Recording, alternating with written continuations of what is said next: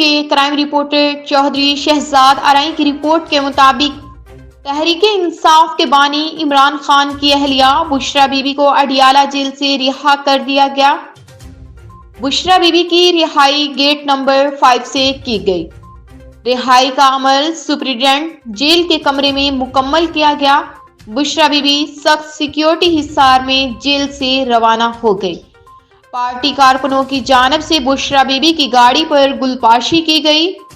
تفصیلات کے مطابق توشہ خانہ 2 کیس میں بشریٰ بی بی کی درخواست ضمانت کے معاملے پر وکلاء خالد یوسف اور رائے سلمان امجد عدالت میں پیش ہوئے۔ وکلاء ضامن اور گواہان اسپیشل جج سینٹرل کی عدالت میں پیش ہوئے۔